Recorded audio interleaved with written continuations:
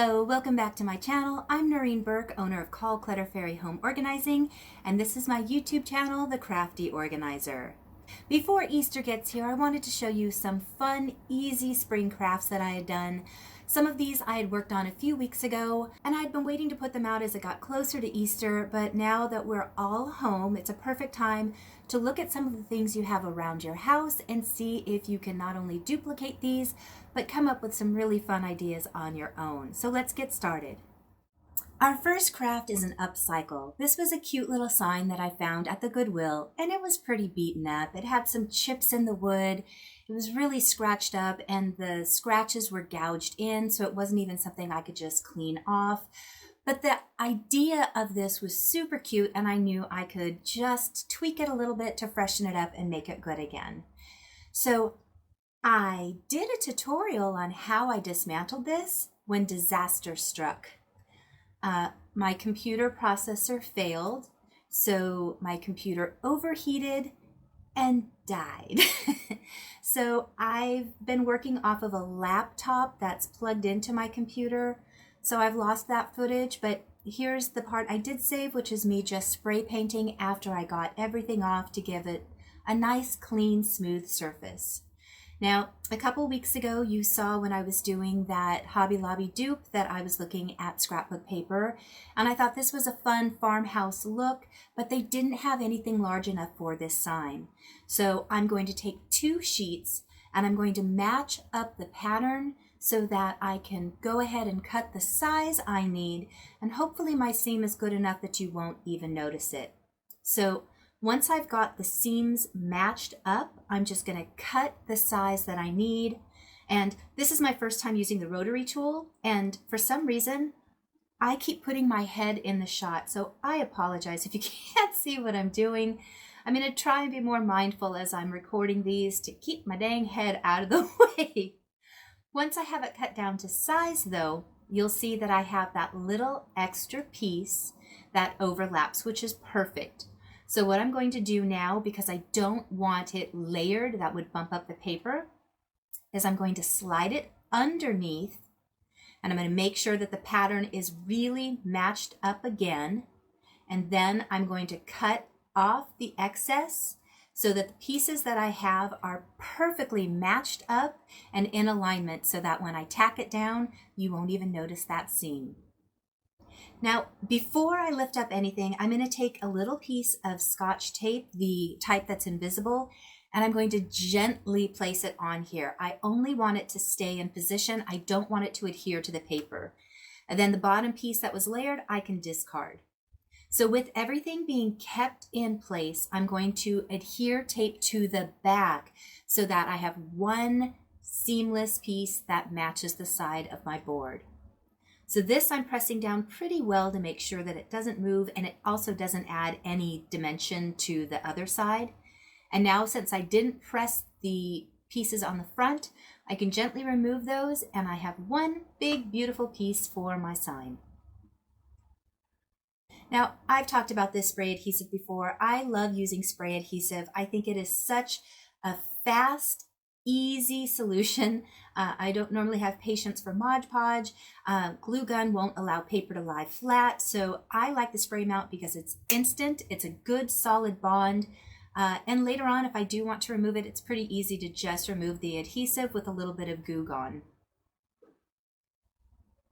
So I'm making sure I have all those corners perfectly lined up.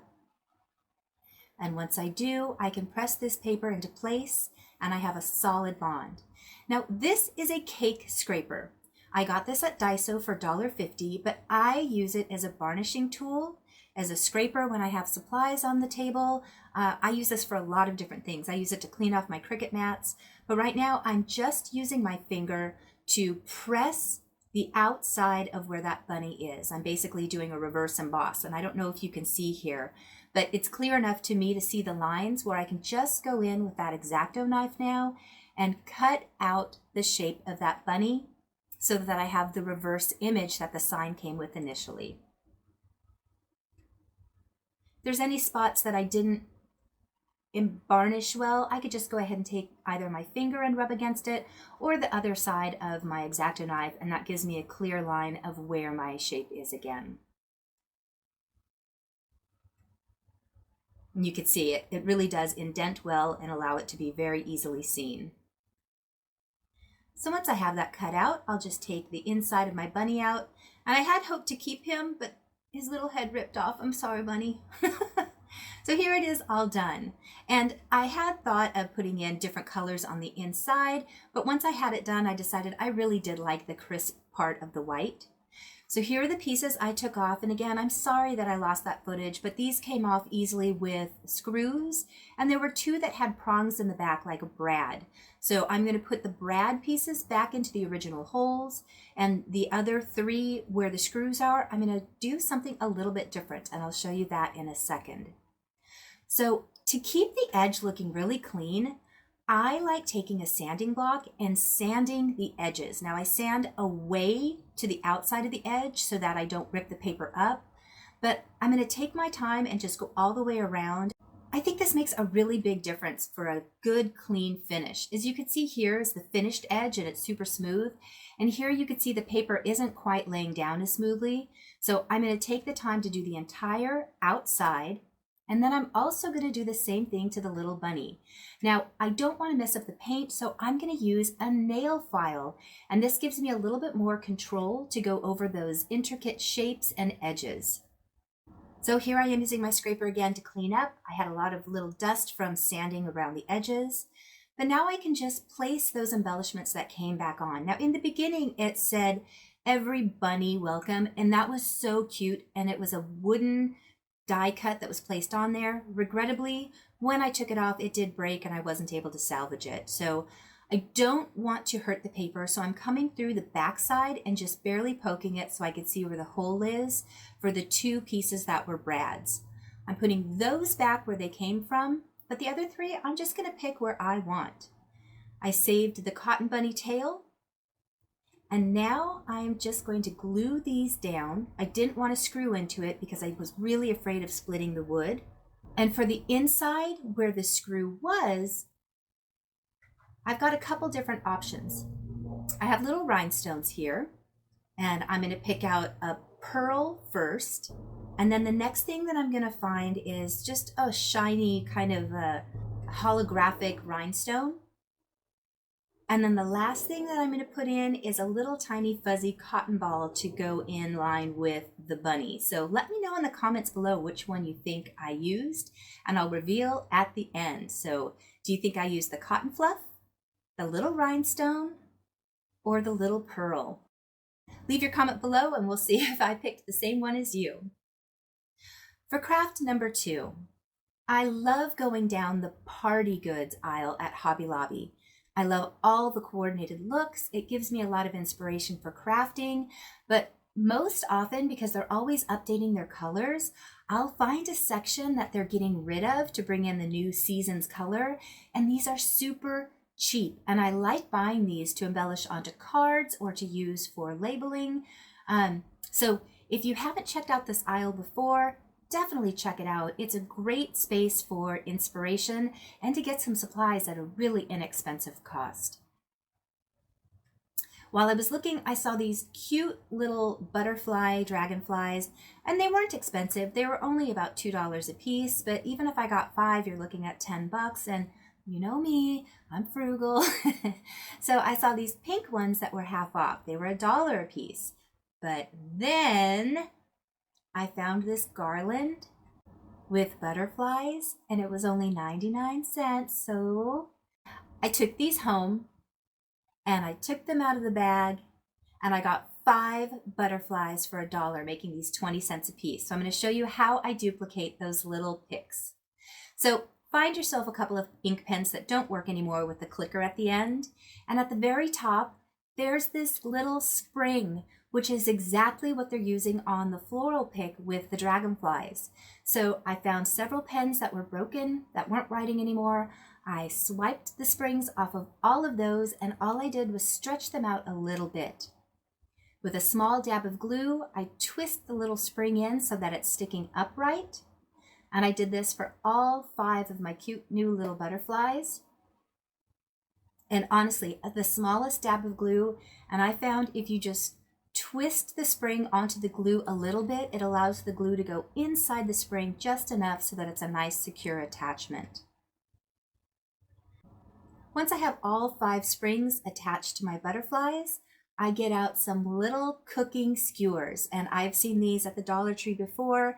They also come from Daiso, and you can pick any length you want. If you don't have skewers, you can also cut up pieces of a wire hanger and use those. But a teeny tiny dab of glue, and I gently twist it in only to about a 1/4 inch, 1/2 inch of the spring. You want the spring to be free moving, so you don't want it in too far. And I'm doing this real time with you so you could see what a very quick and easy craft this is. And once I get all 5 in, here are my cute little butterfly picks, and the slightest bit of motion allows those springs to let them wave in the wind and flutter around. I'm super impressed with myself on this one. I was able to make 5 of these for $1. Craft number 3. I had seen somebody do this a couple weeks ago and I thought it was cute, and I hadn't found the right topper. So I found this topper at Hobby Lobby for 50 cents because the base had broken. I got just a little charger plate, and this is a floral hanging basket from the Dollar Tree. Now, sometimes they come with the chain, sometimes they come without. This one came with the chain, but I'm doing it for something else. So I just flipped the lid upside down, and I'm adding 4 dabs of glue because you know me, I might change my mind later, so I want to be able to remove it easily. But I was afraid that either I or my kids would forget and pick it up by the topper, and I didn't want it to break. So I did take a little bit of felt and make these teeny tiny rectangles and attach that on top. And this just gives a more secure attachment from the basket to the lid. But I know I'll be able to pull this apart later if and when I change my mind and want to upcycle it into something else. And that is really it. Now I can flip this over and place it on my plate and have a cute little cloche, I guess you would call this. I'm not sure. I just think it looks very springy, farmhousey. I have these little moss pebbles that I got at the Dollar Tree, and I'm going to put something cute and springy inside, and I'll show you how I use that in a minute. My last craft, this one cracked me up. So while I was in that clearance aisle at Hobby Lobby, I saw these little place card holders. Now these are meant for a party, but I wanted to have spring spelled out on my coffee bar, and I thought these were just the simplest, easiest things. Now the most expensive thing were I bought these wood letters, but you could cut these out of cardboard on your own. You could go ahead and use stickers. You could print pictures and just cut the squares out. But the swirly portion of this, where it's meant to hold a place card, is kind of like a paper clip. So I'm just taking this thin wood and sliding it in the spiral portion like a paper clip. So here I'm going to show you in slow motion. The spiral separates, so you could just separate the 2 pieces, and it's very pliable, and I simply slide the wood or the cardboard or whatever you have right inside. And now I have this cute little spring sign. You can cover these with paper, you can paint them. I'm choosing to leave them with just natural wood. But here's my spring coffee bar with all of the crafts that I did. So front and center is my little bunny upcycle, and I think it turned out really cute. I've got the spring letters, which are just a nice little added bonus. The Dollar Tree had these little carrots, and regrettably we're all kind of at home right now, so you might not be able to go out and get those, but here's my bunny. I'm really happy with the way he turned out. And did you guess which embellishment I was going to use? If you guessed pearl, you're absolutely right. I'm debating whether to put whiskers on him, but I like how simple and sweet it looks. Do you remember my soda bottle cloche? I did this at Christmas time. This was made from a smart water bottle, and I really, really have been having fun upcycling that. And then here is my dome from the wire basket. And I just put a little bunny inside that looks like my depression glass. And this spring banner was from the dollar spot at Target from last spring. So here were 3 of the 4 spring crafts I made, and here were my little floating butterflies. I truly am most excited about this. It was the simplest thing to recreate. These were all things I had lying around the house, and I'm sure you do too. If you could just find these little butterflies or something similar to it, or if you're crafty enough, you could duplicate this by taking an old pair of nylons and just sliding them over a wire frame that you make, and then you can paint it any way you'd like. But I hope you liked today's video. I've been having so much fun doing all of these projects and bringing you with me. The theme I got from doing these last couple videos and having my technical problems is, it's going to be okay. My computer crashing, I thought was going to be the end of the goal I had just made for making YouTube videos every other day.